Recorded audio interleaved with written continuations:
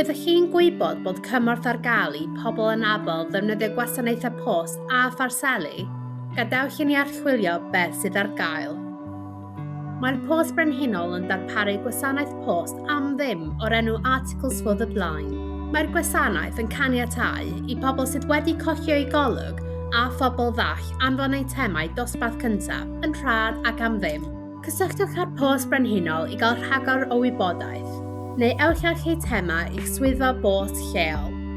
Cwsmeriad anabl rhoi gwybodaeth i'r gweithredwr parselu am anghenion ychwanegol sydd ganddynt wrth dderbyn parsel.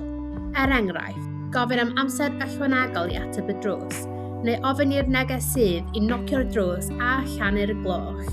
Fel arfer, gallwch wneud hyn trwy osod eich dewisiadau mewn apiau gweithredwr parselu, neu pan fyddwch chi'n derbyn hysbysiad dosbarthu am barsel. Os ydych wedi derbyn gwasanaeth gwael oherwydd nad yw gweithredwr wedi gweithredu ar y wybodaeth rydych chi wedi darparu, gallwch wneud cwyn trwy weithdrefn gwyno gwsmeriad y gweithredwr.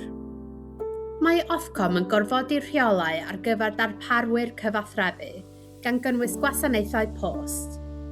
Os oes gennych unrhyw broblemau gyda nodweddion hygyrchedd, gallwch gysylltu â'ch gweithredwr post neu am gyngor ewch i ofcom.org.uk.